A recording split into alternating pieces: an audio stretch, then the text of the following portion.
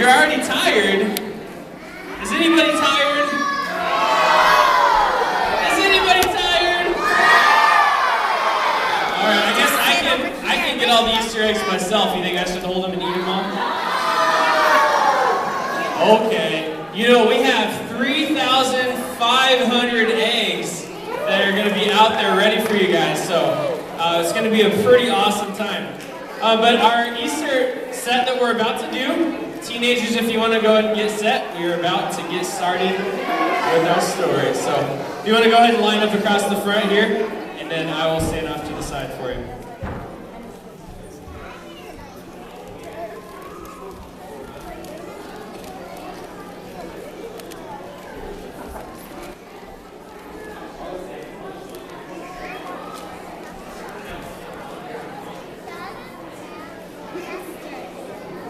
Alright kids, today I'm going to tell you an acted out version of what you've heard out here with your story. So today we're talking about the Easter story, and the Easter story is not about the Easter bunny, it's not about the chocolate eggs, and it's not about all the fun candy that's there.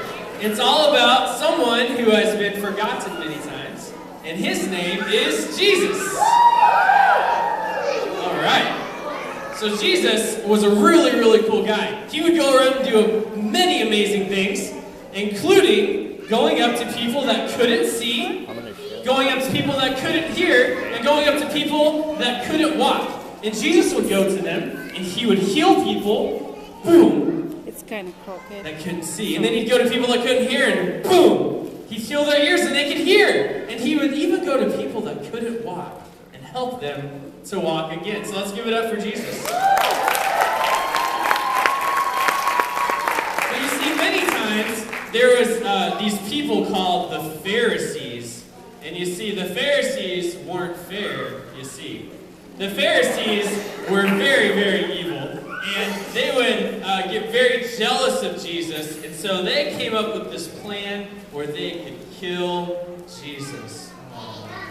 So, anyways, Jesus, one day, because he was so awesome, they had this big party for him called the Royal Procession. So Jesus went out and he grabbed a donkey, and all these people came out and they got palm leaves, and they went out to the city and they started to yell, Hosanna! Hosanna! And you guys yell Hosanna? Hosanna! Everybody yell Hosanna! Hosanna! And so everybody was cheering for Jesus, and it was an awesome time. So then afterwards, they were pretty hungry. So Jesus went with all of his friends, called the disciples, and they went out to have a meal together. And so Jesus started talking to them, and they were all laughing and having a great time.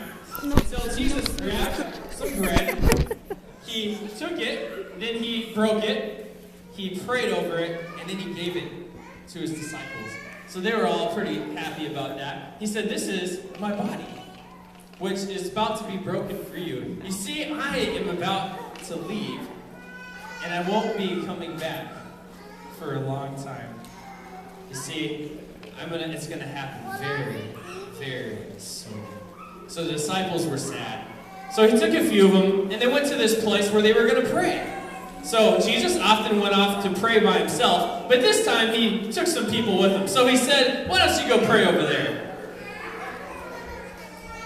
So he found a good spot for him. So then Jesus knew the weight of what he was about to do. He knew that God had sent him here to die for all of us. So he didn't want to do it because it was such a hard thing. So he dropped to his knees and he started to pray and he started to cry out to God and say, "God, help me." But then, a mile away, he heard some snoring. A mile away, guys. Like, these disciples were so loud. Like, can you guys hear him snoring? Can you guys hear him snoring? Well, Jesus heard him snoring too, so he got up and he went over to them and he said, "Disciples, what are you doing? Don't you realize I need you?" And they were sleeping. So like many good friends, they weren't there when we really needed them. But that's not like you guys, is it? You're going to be there for your friends, right? All right. So then Jesus went back to pray, and he asked them to pray again. But after a while, the disciples fell asleep again, and Jesus realized that he was alone.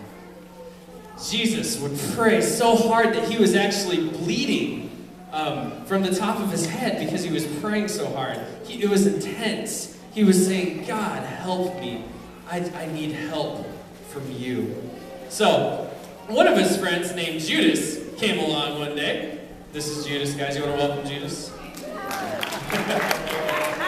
So Judas went over to the Pharisees, because remember, they're not Pharisee, and he goes, hey, Mr. Pharisee, you see, I have an idea. How about you give me some money and some candy, and I'm going to go over, and I'm going to turn Jesus in so you can finally kill him. How's that sound? And the Pharisee was like, sweet. So they gave him some money here, and Judas went off to go get all the guards. And so he went to the guards, and the guards started to march towards Jesus. And he came over to them, and Judas said that the person that he kissed was Jesus, and that would be the sign of who to take. So then Judas kissed Jesus, and the guards came after him. So, what happened here was Judas ran off, and the guards took Jesus before this man named Pilate. Now, Pilate was a pretty cool guy.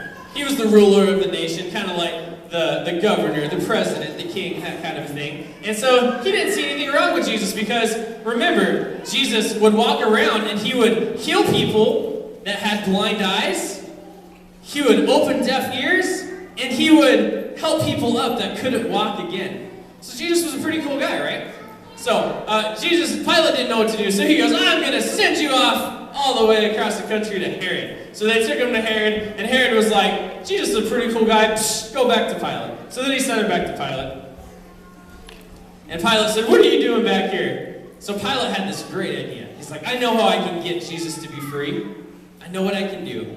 Every year, they would release a prisoner. So Pilate took Jesus, and then he took this man named Barabbas. Everybody say, Barabbas. Barabbas. So he took this man named Barabbas, and he says, basically, they would release one prisoner every year. So he offered the prisoners to them, Jesus and Barabbas, and he said, I am going to offer one of them to you. Now, it seemed like an easy choice. Of course, the people would go for Jesus, right?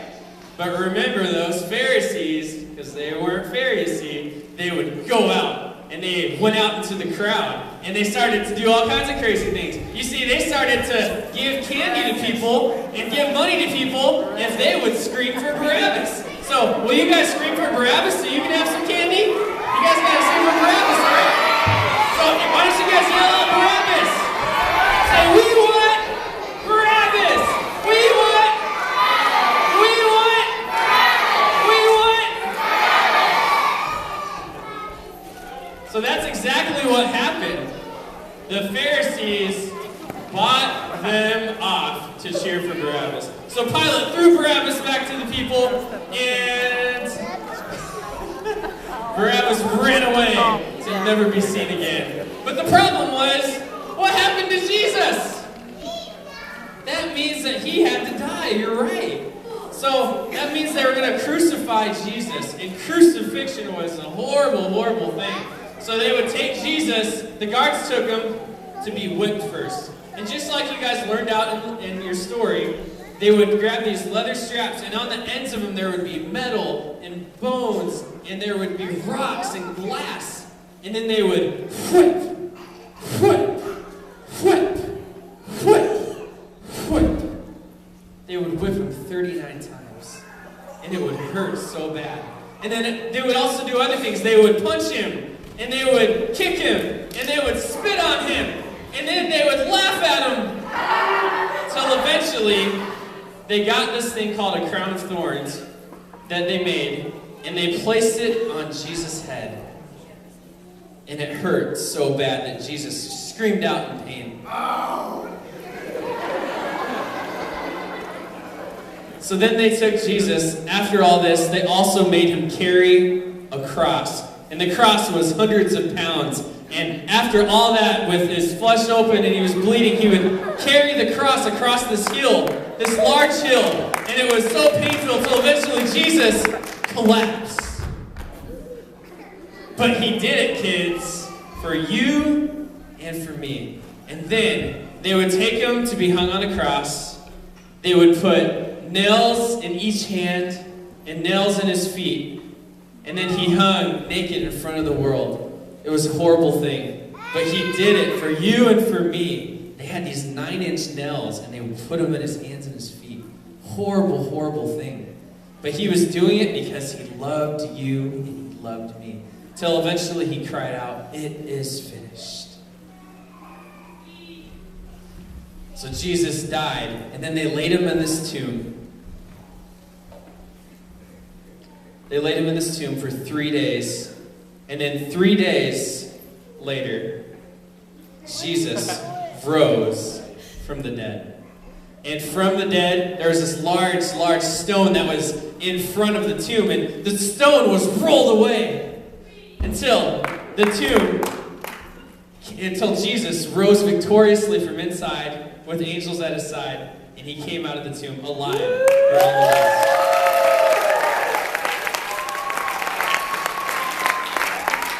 So, what you are about to see is a quick version of what might have actually happened.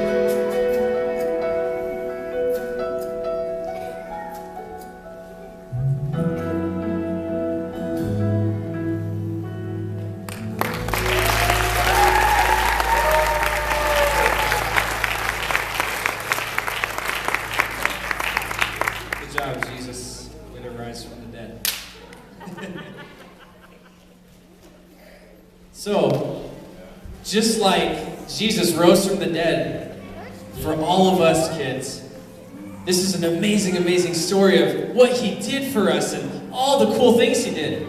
But you know there's this thing called sin. Has anybody ever